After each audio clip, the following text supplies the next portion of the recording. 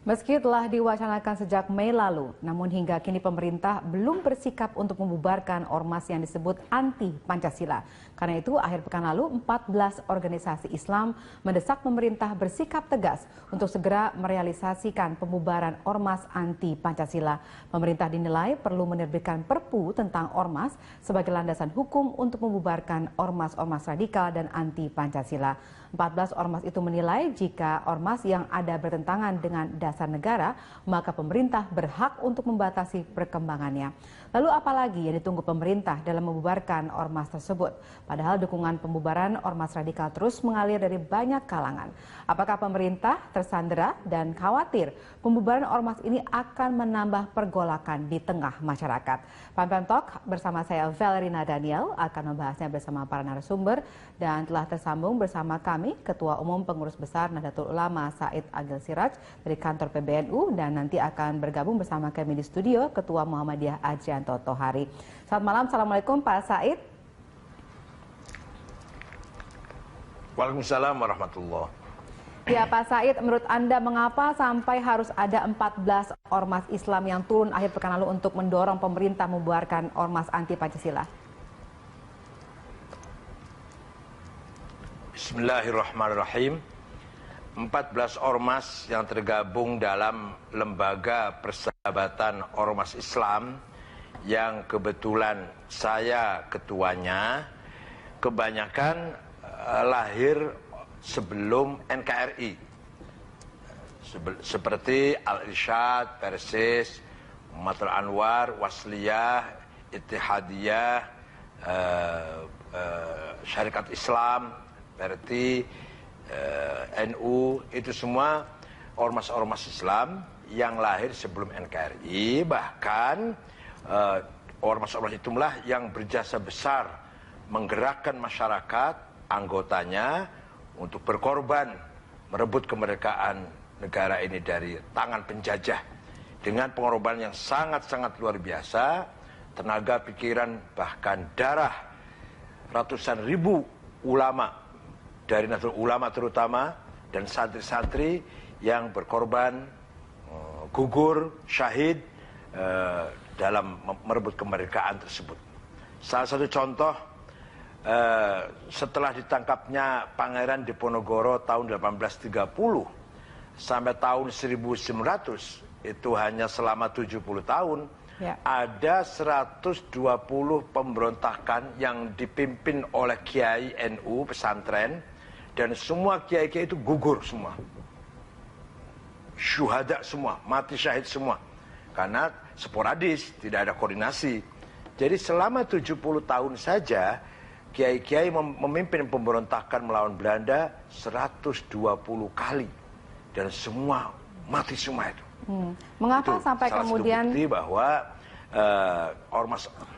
Iya, maaf saya potong. Lalu kemudian mengapa kemudian akhirnya diputuskan bahwa ini saat yang tepat untuk ke-14 ormas tersebut untuk turun dan meminta pembubaran HTI? Apakah se-emergency itu kondisinya saat ini? Lah belakangan ini setelah reformasi terutama, bahkan sebelumnya sedikit sih, tahun 80-an, ditambah lagi era reformasi yang sangat terbuka, yang saya katakan kebablasan tanpa kendali, ini ideologi-ideologi dari luar negeri dibawa masuk ke Indonesia, baik yang ekstrem kanan maupun yang ekstrem kiri, baik yang sekuler maupun yang ekstrem kanan radikal yang mengatasnamakan agama. Selama kelamaan, setelah dibiarkan, ternyata semakin membahayakan. Bayangkan, menurut survei 99% sekian itu menolak Pancasila. Kemudian 4% simpati pada ISIS, mendukung ISIS. Yang berangkat ke Suriah lebih dari 1.200 orang Indonesia ini. Di mana-mana terjadi radikalisme, ekstremisme, khutbah-khutbah di masjid-masjid, ceramah-ceramah, sudah nggak seperti dulu lagi. Ceramah membangun persaudaraan, membangun soliditas, membangun kebersamaan gotong royong, saling bantu, saling membantu. Sekarang sudah yang ada isinya provokasi, membakar emosi masyarakat dengan mengatasnamakan agama Islam, yang agama Islam sendiri, demi Allah saya bersumpah, melarang cara-cara seperti itu. Al-Quran mengatakan, la ikraha fid din, tidak boleh ada teror di dalam agama. Ini konteks turunnya ayat ini ketika ada seorang sahabat Nabi, namanya Al-Hasin Al-Khazraji, memaksa anaknya masuk Islam, tapi anaknya menolak, kemudian mengancam, kalau kamu tidak mau masuk Islam, saya bunuh. Ayah menteror anaknya. Turun ayat Quran, Allah menegaskan tidak boleh ada kekerasan dalam beragama. Itu ayah terhadap anaknya, apalagi yang bukan ada hubungan famili apa-apa.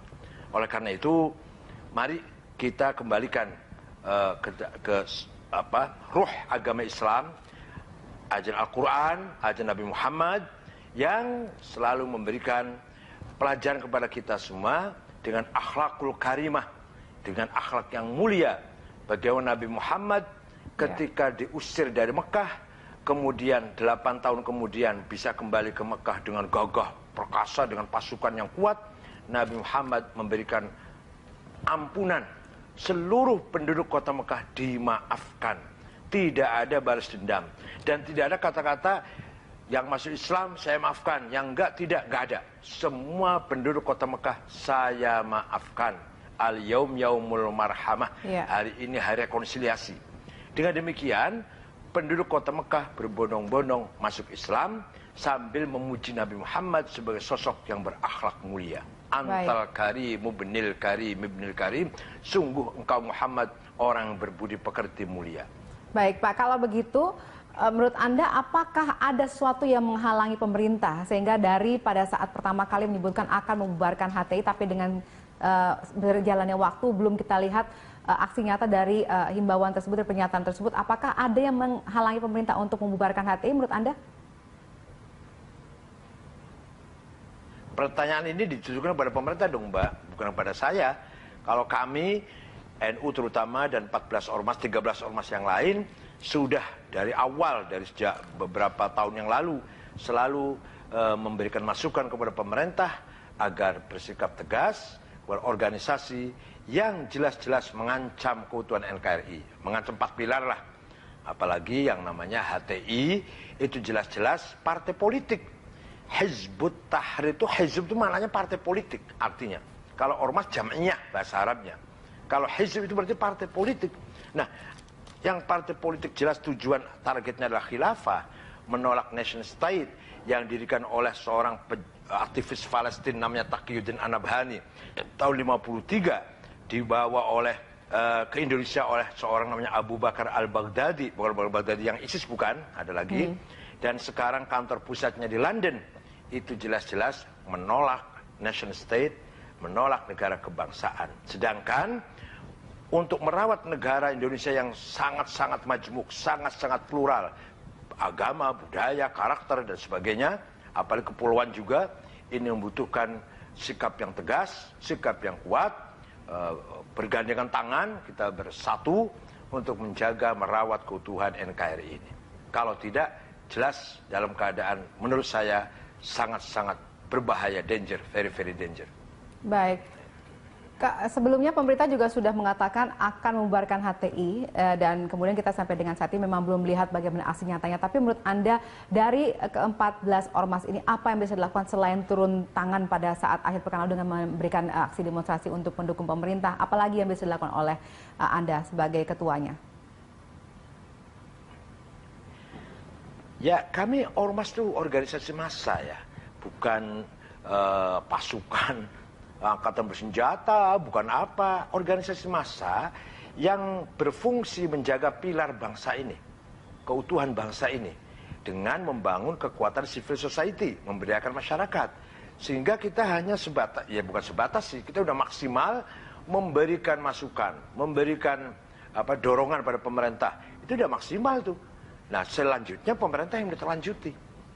Yang berbuat harus bertindak tegas harus pemerintah. Bukan kami, bukan.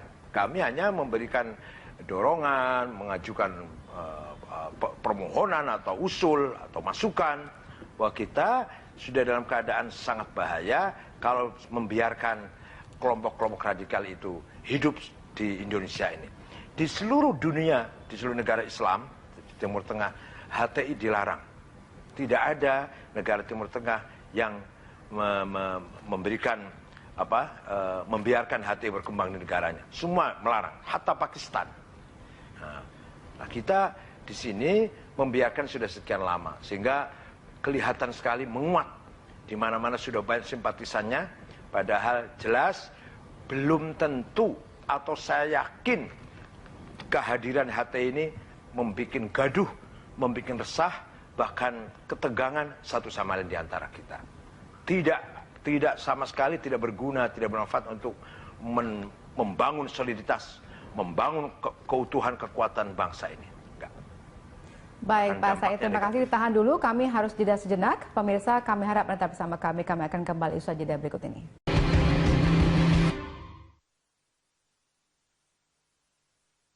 Terima kasih Anda kembali bersama kami. Pemirsa, sebelum dialog kita lanjutkan, kita simak terlebih dahulu sejumlah data yang akan disampaikan rekan saya, Yasi Syarif. Silakan, Yasi. Baik, terima kasih Valeh. Pemirsa, kalau kita bicara tentang ormas, apa sebetulnya definisi dari ormas? Ormas adalah organisasi yang didirikan dan dibentuk oleh masyarakat secara sukarela berdasarkan kesamaan, aspirasi, kehendak, kebutuhan, kepentingan, dan tujuan berpartisipasi dalam membangun demi tercapainya tujuan Negara Kesatuan Republik Indonesia yang berdasarkan Pancasila. Dan pemirsa, saat ini ada ormas yang dianggap anti Pancasila. Tentu pemerintah diharapkan ini bisa berperan agar keberadaan ormas anti Pancasila justru tidak menimbulkan perpecahan. Lalu sudah ada langkah pemerintah untuk membubarkan ormas anti Pancasila. Kita akan simak bersama seperti apa langkah-langkah tersebut. Yang pertama kita lihat di sini pemirsa. Pada tanggal 8 Mei 2017, salah satu ormas yang dinilai anti Pancasila adalah Hizbut Tahrir Indonesia. Menko Polhukam Wiranto menyatakan pemerintah mengambil langkah untuk membubarkan dan melarang kegiatan HTI. Selanjutnya kita akan lihat bersama pemirsa, pemerintah menempuh jalur hukum di sini sesuai dengan Undang-Undang Nomor 17 Tahun 2013 tentang Ormas. Dan berikutnya kita lihat di tanggal berikutnya 12 Mei 2017, pemerintah memilih jalur cepat untuk membubarkan HTI. Dan berikutnya diterbitkan Perpu Ormas menjadi alternatif. Dan pemirsa, kalau kita melihat di sini ada 14 ormas yang mendukung pembubaran HTI. Kita akan lihat apa saja 14 ormas tersebut. Kita lihat di sini bersama. Yang pertama Nahdlatul Ulama, yang kedua ada Al-Irsyad Al-Islamiyah, yang berikutnya Al-Wasyiliyah, Persatuan Umat Islam, Persatuan Islam. Berikutnya kita lihat lagi bersama pemirsa, Persatuan Tarbiyah Islamiyah, Matlaul Anwar, Yayasan Az-Zikra, Al-Ittihadiyah, Ikatan Dai Indonesia. Berikutnya kita lihat lagi di sini Rabitah Alawiyah, Persatuan Islam Tionghoa Indonesia, dan selanjutnya Nahdlatul Watan, Himpunan Bina Mu'alaf Indonesia. Dan itu tadi pemirsa, kalau kita lihat ada 14 yang menginginkan bahwa HTI ini dibubarkan. 14 ormas tersebut tentunya memiliki tujuan ingin tetap NKRI tetap utuh dan tidak ada perpecahan karena ada ormas yang anti Pancasila. Dan kita lihat pendapat warga terhadap pembubaran HTI. Bagaimana pendapat warga? Di sini kita lihat bersama. Berdasarkan survei SMRC 4 Juni 2017, ada pertanyaan tentang apakah setuju dengan perjuangan HTI. Yang menjawab sangat setuju ada 1,5%, setuju 9,7%, dan tidak setuju sebesar 55,7%. Sementara responden yang mengatakan sangat tidak setuju ada 13,1% dan yang tidak menjawab sebanyak 20%. Kita lihat lagi berikutnya dengan pertanyaan selanjutnya pemirsa, apakah setuju pemerintah membubarkan HTI? Kita lihat bersama jawabannya. Responden menyatakan 78,4% setuju dengan pembubaran HTI. Selanjutnya 13,6% menyatakan tidak setuju dan 8,0% menyatakan tidak menjawab. Ini berdasarkan hasil survei SMRC 4 Juni 2017. Dan pemirsa, kalau kita melihat tentunya ormas ini didirikan adalah untuk tetap menjaga kesatuan Republik Indonesia. Jangan ada ormas yang anti Pancasila dan tidak ada lagi alasan bagi ormas-ormas yang ingin anti Pancasila. Dan demikian Valerina, kita kembali ke Anda. Terima kasih Yasi Sarif sudah menyampaikan informasi untuk pemirsa. Kita lanjutkan dialog kita dan di studio sudah bergabung bersama kami Pak Hajrianto Tohari, Ketua Muhammadiyah. Terima kasih sudah hadir bersama kami malam hari ini Pak Hajrianto. Ini kalau kita lihat sudah ada 14 ormas Islam yang turun untuk mendukung pemerintah membubarkan HTI. Dari Muhammadiyah sendiri bagaimana? Tidak ikut bergabung? Ya, memang Muhammadiyah kan tidak ikut bergabung dalam paguyuban atau forum 14 ormas itu. Ya, tapi dari segi informasi ataupun dukungannya, apakah Muhammadiyah dalam hal ini juga ikut mendukung? Ya, saya rasa Muhammadiyah sebagai ormas dan gerakan Islam yang memandang bahwa Pancasila merupakan dasar negara dan itu sudah final, dan Muhammadiyah menyatakan bahwa Negara Kesatuan Republik Indonesia yang berdasarkan Pancasila itu adalah darul ahdi wa syahadah, jadi negeri perjanjian, negeri konsensus, dan sekaligus negeri kesaksian. Dan karena itu negeri perjanjian atau negeri konsensus, maka loyalitas atau konsistensi terhadap perjanjian tersebut harus ditegakkan. Nah, kalau tentang pembubaran ormas dalam hal ini HTI, dengan argumen bahwa ormas tersebut anti Pancasila, tentu itu tidak perlu ditanyakan kepada masyarakat satu persatu. Penelitian tadi sudah menunjukkan angka yang sangat mutlak, 78% menyatakan setuju. Dan Muhammadiyah sebagai salah satu ormas Islam, jika argumennya itu ormas tersebut anti Pancasila, tentu juga setuju. Dan sebetulnya hal seperti itu kan tidak perlu dipertanyakan atau ditanyakan kepada satu ormas Islam, dan ormas-ormas yang lain. Tegakkan saja ketentuan itu, dan kewenangan itu kan ada pada pemerintah. Saya rasa pemerintah kan tidak perlu untuk menegakkan hukum, menegakkan ketentuan-ketentuan yang diyakininya harus diterapkan dan dilaksanakan. Itu kan tidak harus menunggu bertanya kepada masyarakat satu persatu. Harusnya menurut Anda langsung saja kalau sudah ada pernyataan. Ya, tentu pemerintah akan mempunyai perangkat dan mempunyai instrumen untuk itu. Banyak langkah yang ditempuh, tadi salah satunya Perpu yang tadi ditayangkan di situ. Atau bisa juga karena negara kita ini negara hukum, maka bisa dianalogikan dengan misalnya proses dan prosedur atau mekanisme pembubaran partai politik. Itu kan pemerintah mempunyai hak untuk menyampaikan usulan kepada Mahkamah Konstitusi untuk pembubaran partai politik, dan itu diatur dalam konstitusi, diatur dalam undang-undang tentang Mahkamah Konstitusi.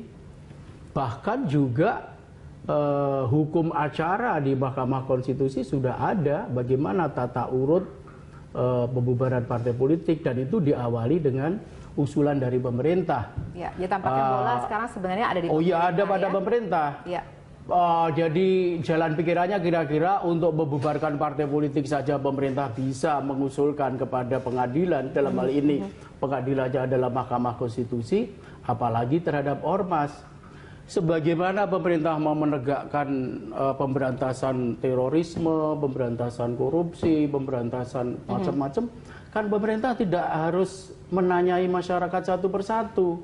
Bahkan mungkin ya kalau kebiasaan untuk selalu menunggu kebulatan tekad, menunggu dukungan masyarakat, bahkan menanya satu persatu, itu bisa menciptakan antagonisme di tengah-tengah masyarakat. Karena kemudian masyarakat kan saling berdebat antara yang setuju dengan yang tidak setuju. Sekarang menurut Anda terjadi tidak situasi seperti itu? Ya sebetulnya begini kan, soal dasar negara, soal ideologi bangsa, itu kan dari sudut kepemilikan memang milik seluruh bangsa.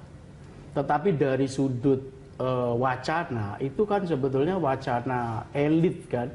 Jadi yang membicarakan ideologi, membicarakan dasar negara ini kan bukan orang awam, bukan man on the street kan. Maka dari itu jangan dibiarkan perdebatan-perdebatan itu malah terjadi di tengah-tengah awam, di tengah-tengah masyarakat. Karena masyarakat awam yang tidak sehari-hari menggeluti secara konsepsional dasar dan ideologi negara, jika dibawa kepada situasi dan suasana perdebatan-perdebatan, itu akan menciptakan situasi yang tidak kondusif. Karena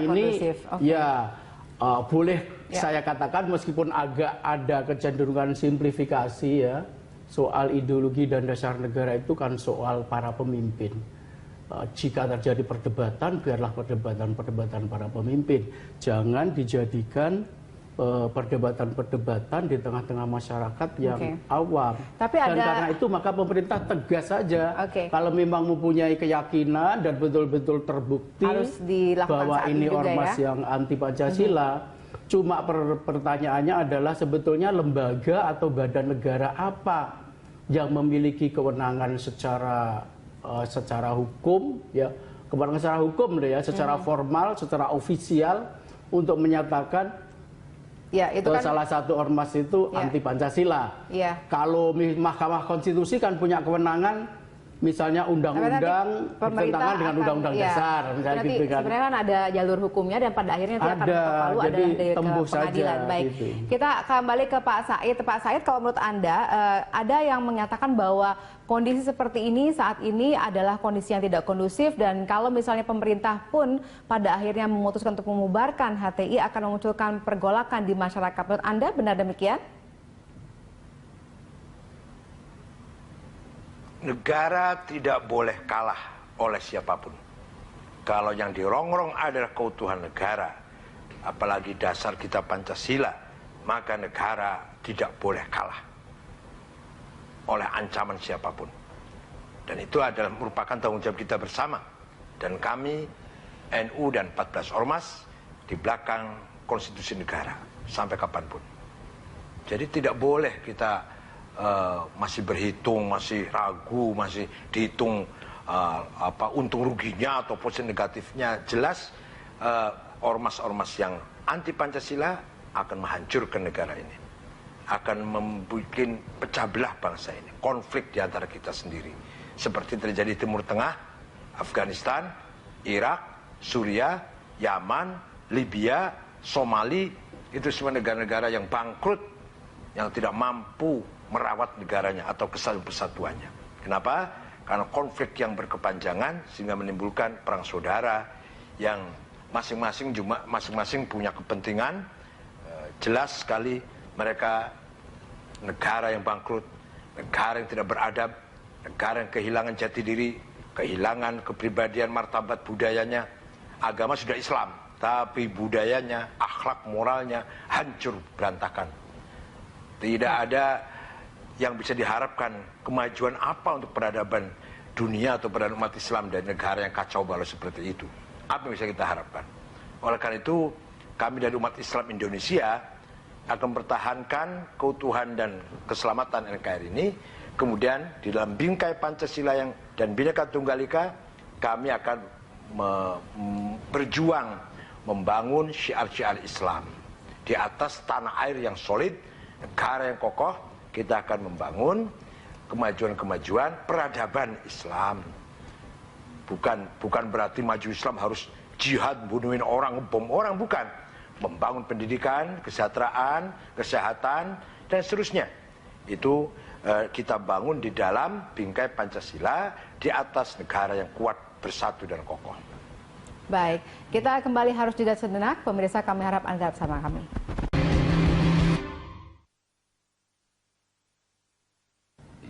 Terima kasih Anda kembali bersama kami, dan di sambungan telepon sudah bergabung bersama kami Pak Refli Harun, pakar tata hukum negara. Pak Refli, ini kalau kita lihat dari proses pembubaran HTI yang tampaknya berjalan sangat lambat hingga saat ini, menurut Anda apa yang menjadi halangan utamanya? Apakah dari segi aturan, dari undang-undangnya, atau ada alasan lain yang membuat pemerintah seperti tersandera untuk membubarkan HTI?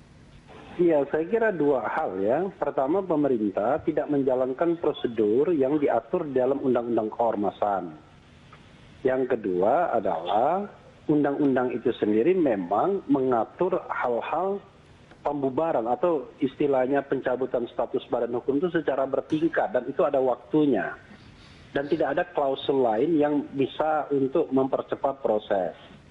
Nah, masalahnya adalah ketika pemerintah belum menjalankan prosedur itu ya, prosedur mulai pertama pembinaan, peringatan 1, peringatan 2 ya, penghentian kegiatan, penghentian bantuan dan kemudian permohonan untuk mencabut status badan hukum dan itu butuh waktu bahkan tidak hanya bulanan tapi mungkin tahunan. Maka sesungguhnya ketika kemudian ada pernyataan hendak membubarkan tidak bisa begitu saja karena itu kan melanggar undang-undang.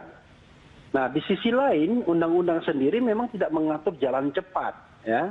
Harusnya memang pemerintah menurut saya agak lalai sedikit terhadap sepak terjang organisasi apapun yang barangkali dianggap bertentangan dengan Pancasila. Harusnya proses pembinaan, peringatan 1, peringatan 2, penghentian bantuan atau penghentian kegiatan itu dilaksanakan sehingga sah dan absah untuk memintakan pembubaran atau pencabutan status badan hukum itu ke pengadilan.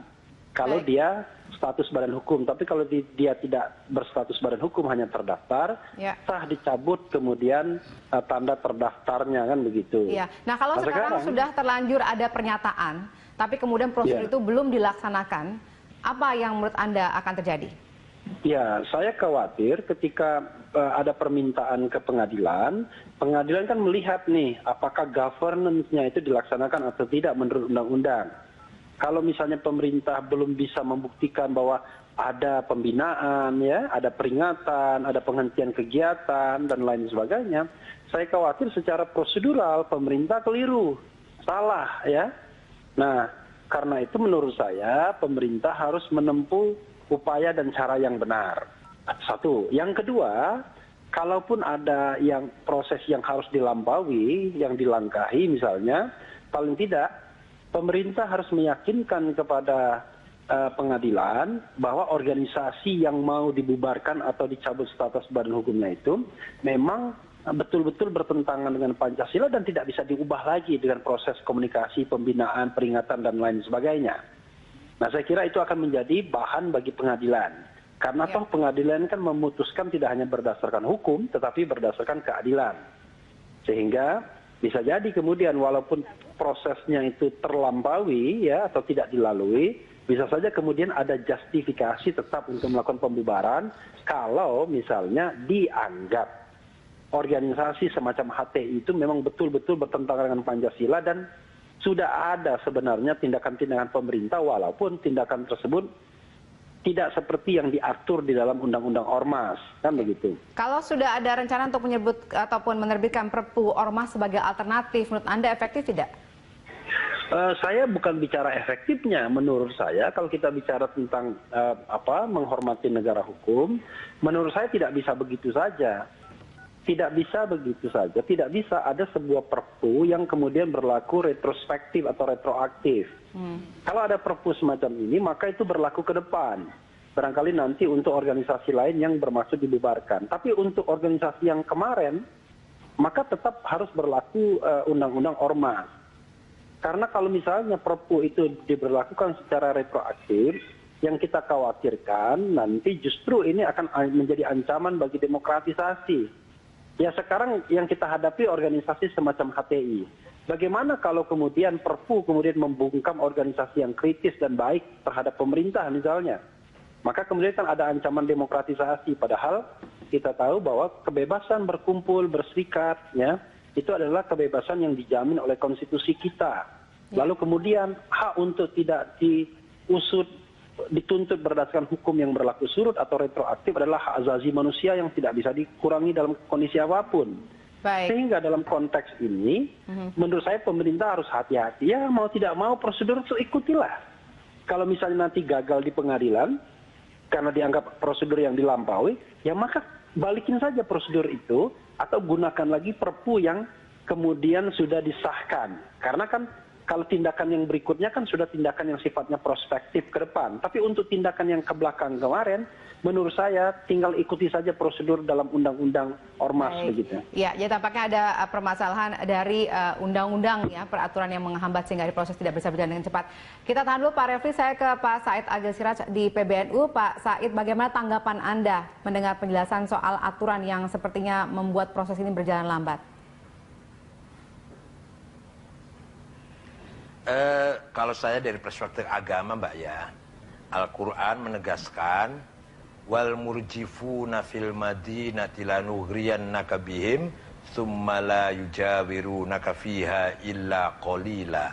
Artinya Muhammad, Quran berkata kepada Nabi Muhammad, Muhammad, kelompok orang-orang yang membikin gaduh, berbuat resah, apalagi sampai konflik di kota Madinah, usir saja Muhammad. Jangan dibiarkan hidup bersama kamu. Nah, kami di sini saya artikan usir itu bukan orangnya, ideologinya harus kita usir. Harus kita tegas dalam hal ini. Ideologinya kita usir, adapun orang-orangnya sebagai warga Indonesia, mari kita ajak mereka kembali ke pangkuan negeri Ibu Pertiwi yang sudah jelas berdasarkan Pancasila dan Undang-Undang Dasar 45. Dan ini merupakan kesepakatan antara kaum nasionalis dan para ulama. 9 tim inti panitia persiapan Indonesia, Bung Karno Hatta, di situ ada Muhammadiyah Kahar Muzakir, ada Syarikat Islam Agus Salim, ada NU Wahid Hashim bapaknya Gus Dur, ada non-muslim lain Menama Ramis, ada masih Muhammadiyah Abi Kusno dan lain-lain. Nah, itu artinya kesepakatan negara sejak dibangun menjadi negara nation state, bukan negara agama, bukan negara suku, bukan negara etnik, bukan negara Islam, bukan, tapi negara nation, negara kebangsaan. Hanya kebangsaan kita, nation kita beda dengan nation yang ditawarkan oleh Michel Aflaq dengan partai Ba'athnya, sosialis sekuler. Kalau kita di sini nation yang religius. Kiai Hasyim Asy'ari mengatakan hubbul watan minal iman, nasionalisme bagian dari iman kepada Tuhan. Artinya orang beriman kepada Tuhan maka harus berjiwa nasionalis. Baik, terima kasih banyak Pak Said Agil Siraj sudah bergabung sama kami di Prime Time Talk. Selamat malam, Assalamualaikum warahmatullahi wabarakatuh. Saya ke Pak Hadrianto di studio, gimana tanggapan Anda? Ya, persis seperti apa yang disampaikan oleh Pak Refli Harun ya, bahwa sekaligus juga untuk mengklirkan segala sesuatunya, bahwa di pihak masyarakat saya rasa tidak ada keraguan ya. Jika memang anggapan ormas anti Pancasila itu memang seperti itu kenyataannya, ya dibubarkan ya. Itu di tingkat masyarakat tidak ada keraguan. Justru malah menurut Anda mungkin lebih cepat, lebih baik sehingga tidak... Justru itu ya, jadi pada tingkat pemerintah yang sepertinya tidak segera menempuh itu. Dan yang harus ditempuh adalah seperti yang tadi disampaikan oleh Saudara Refli Harun yang merujuk pada undang-undang tentang ormas. Ada pembinaan, ada peringatan pertama, peringatan kedua, lalu baru pencabutan sebagai badan hukum. Nah, itulah yang mestinya dilakukan oleh pemerintah. Dan pemerintah jangan membiasakan diri dengan melemparkan suatu persoalan yang cukup serius di tengah-tengah masyarakat yang kemudian memancing perdebatan.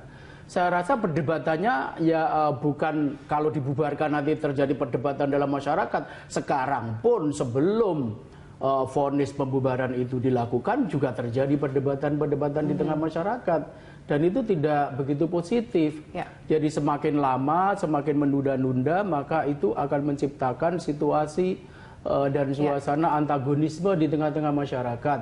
Dan karena itu maka pemerintah harus tegas, jangan ragu-ragu, tetapi tempuhlah sebagai perwujudan negara Republik Indonesia itu sebagai negara hukum. Ya. Sebagai negara hukum, ya prosedur, mekanisme, proses harus hukum dijalankan. itu harus dijalankan. Tetapi segera dimulai menjalankannya proses itu, jangan menunda-nunda, yang kemudian mengesankan pemerintah ragu-ragu, bahkan lebih daripada itu bisa mengundang penilaian bahwa pemerintah tidak kesatria, tidak berani, atau bahkan yang lebih sarkasme dari itu dikatakan pemerintah ini pengecut untuk mengambil keputusan seperti itu saja, menunggu-nunggu kebulatan tekad, butek kan, kebulatan tekad dari masyarakat supaya semua mengambil sikap pernyataan, bubarkan baru pemerintah melakukan itu, karena ada di kewenangannya dari pemerintah. Kita tanyakan ke Pak Refli. Pak Refli, kalau kondisinya sudah seperti ini, apakah berarti pemerintah harus mengulang lagi prosesnya, atau sebenarnya ada jalan lain yang bisa ditempuh sehingga akhirnya tadi tidak menciptakan kondisi yang tidak jelas di masyarakat? Ya, sekarang kan pemerintah sudah mengajukan, saya tidak tahu apakah sudah diajukan ke pengadilan atau mau rencana mengajukan. Kalau mau rencana mengajukan, menurut saya ajukan saja, tinggal diperkuat alasan-alasan untuk pembubaran. Barangkali memang dari sisi prosedur pemerintah keliru karena tidak melampaui prosedur seperti yang diatur dalam undang-undang. Tetapi pengadilan itu kan memutuskan tidak hanya berdasarkan hukum, tapi berdasarkan keadilan, berdasarkan kondisi tertentu. Asal bisa dijelaskan urgensinya, ya, kenapa sampai pada tahap pembubaran, bagaimana kemudian bahayanya misalnya sebuah organisasi dan lain sebagainya, maka putusan pengadilan itu kan menjadi dasar hukum untuk kemudian membubarkan atau mencabut status badan hukum. Dan itu juga sudah menghargai negara hukum. Jadi tidak ada persoalan kecuali pemerintah main otoriter, main cabut begitu saja tanpa melalui prosedur hukum. Nah, kalau seandainya pemerintah gagal, katakanlah gagal karena dianggap prosedurnya tidak terpenuhi, karena prosedur juga penting dan itu substansi dan prosedur itu kan two side in one coin. Maka pemerintah bisa mengulangi nanti. Mungkin senjatanya jauh lebih kuat karena sudah ada Perpu misalnya. Kalau organisasi yang bersangkutan memang tetap dinilai bertentangan dengan Pancasila. Tapi kan kita tidak tahu nus. Tiba-tiba organisasi yang bersangkutan kemudian justru mau tunduk pada aturan-aturan negara, pada aturan main konstitusi dan lain sebagainya. Tapi paling tidak prosedur yang sudah dimulai, proses yang sudah dimulai, ya lanjutkan saja. Jangan sampai terkesan, seperti Pak Hajrianto tadi bilang, terkesan pemerintah kok yang malah jadi ragu-ragu gitu. Iya. Ya? Baik. Pemerintah harus firm, walaupun saya mencatat memang ada kekeliruan pemerintah tidak melalui prosedur seperti bagaimana diatur dalam undang-undang. Iya. Tetapi karena ini sudah kadung, ikut saja, ya. Berani saja ya, yang penting ada tindak lanjutnya. Kita tunggu saja dari pemerintah. Jangan mengambang seperti dari ini. Pernyataan yang baru lalu. Baik, terima kasih Pak Refli Harun sudah bergabung bersama kami hari ini, saat malam. Dan juga terima kasih Pak Hajrianto sudah bersama Prime Time Talk hari ini. Ya, pemirsa, saat lagi Anda dapat menyimak Connect 360. Saat ini kami sudahi Prime Time Talk. Anda bisa mengirimkan informasi dan saran kepada kami lewat email di redaksi @bth.tv atau follow kami via Twitter, Facebook, YouTube, dan Instagram. Ada sama kerabat kerja yang bertugas, saya Valerina Daniel. Terima kasih dan sampai jumpa.